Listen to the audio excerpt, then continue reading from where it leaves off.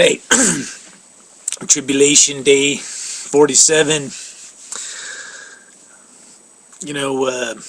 Today in San Jose, it's actually a hella nice day. Not a cloud in the sky. About 70 degrees, 75 degrees. So, it's almost hard to think that there is a tribulation going down. But we're 47 days into it, and, that's one of the dangers of the tribulation, is that because things might be going personally good for me or whoever, wherever you are, it's easy to say, man, there is no tribulation. But I think the bottom line is this is going to be something you can't escape, because it's going to envelop the whole world. So, what's kind of happening right now is while we speak, ships are being launched from all sorts of different countries to join up in the Mediterranean Sea for the Freedom Flotilla, which is going to then go try and land at the Gaza Strip in Palestine, or where the country of Palestine would be if there was a country of Palestine. And the way I look at it is, this is the tip of the spear.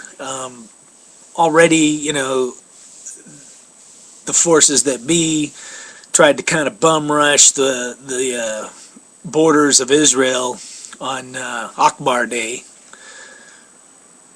But the Freedom Flotilla, based on what happened a year ago, where the Israelis went out to inspect the ships, and as they came aboard the ships, violence broke out, and I think a couple people were killed, and they had videotape of the Israeli soldiers getting beaten up. So I guarantee you there'll be cameras rolling on all sides when this goes down. So I think it's kind of delayed. It should have happened. They were saying it was going to happen end of June, but I'm thinking we're talking, first, second week of August.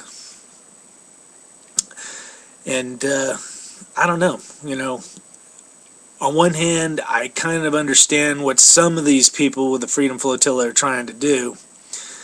But basically, in a nutshell, Israel is going to be cast as the terrorist group, the people who are doing genocide or, occupying. And, I think with the vote coming up in the UN, this is where it starts being tribulation. Like, you go right into Revelations, where, and actually it's all throughout the Old Testament too, when they talk about the final days of the tribulation, of the great battle, and basically it's the whole world against Israel, the whole world, including the United States.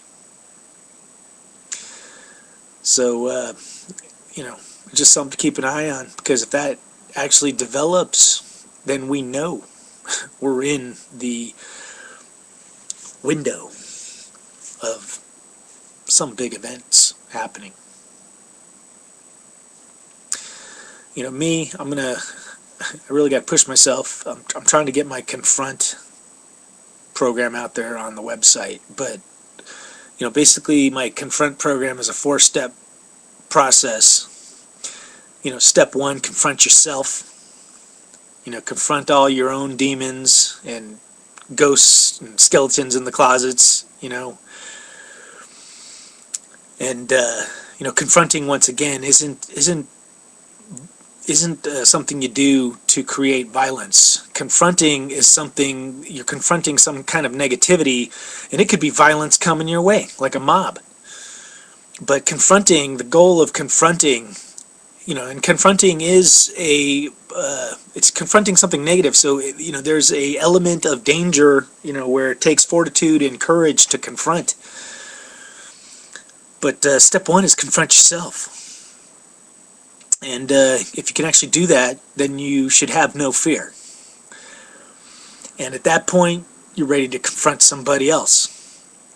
So you could step up and confront people you don't know. And rather than letting things go and just not caring, now you care. And it doesn't have to be somebody you don't know. You could confront somebody you do know, because to be honest, that's even harder than confronting somebody you don't know. And the only reason you would confront somebody you know, like a family member or a close friend, is because there's something in their lives that just isn't right. And the time has come where we can no longer let things fester. We can no longer let things go and grow and turn into something uglier. Got to nip it off at the bud. So if you can get to step 2, where you've been successful at confronting others, because there is a skill to doing it. Like I said, the end goal of confronting is not to have some kind of violent, negative outcome. The goal of confrontation is to have a positive outcome of a negative situation. So confronting, it's not always about getting in somebody's face. It's maybe figuring out the right way to confront somebody, and understanding and already having thought it all out and thinking of all the possible options of how to turn the situation around, and being willing to step up and lend a hand and be a friend, the Good Samaritan. So if you get through step 1, confront yourself, step 2, confront somebody else, then you're ready for step 3, confront the world.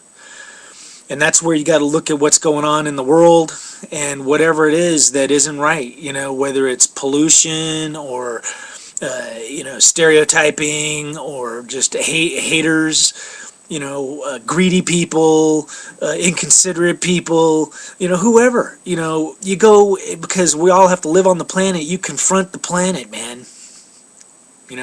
Find a cause. And, the 4th step is finally, just confront reality. And, Jesus said, anything's possible. If you have just a small grain of faith, it's possible. So confronting reality is, thinking outside the box, being willing to swim against the stream, not accepting the status quo. Because that's what's dragging us into this tribulation.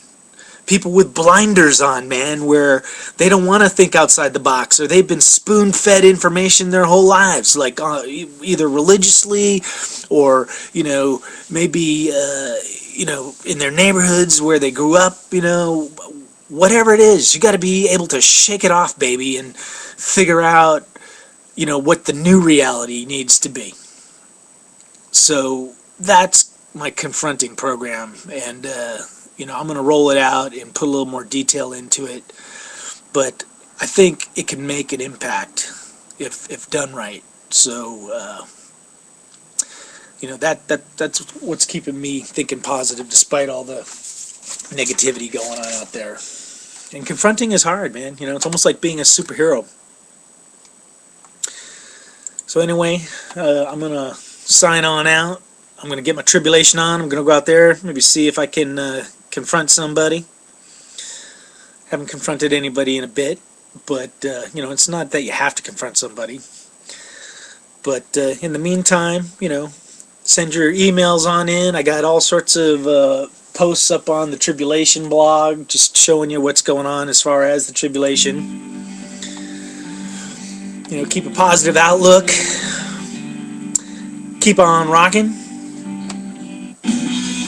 Peace.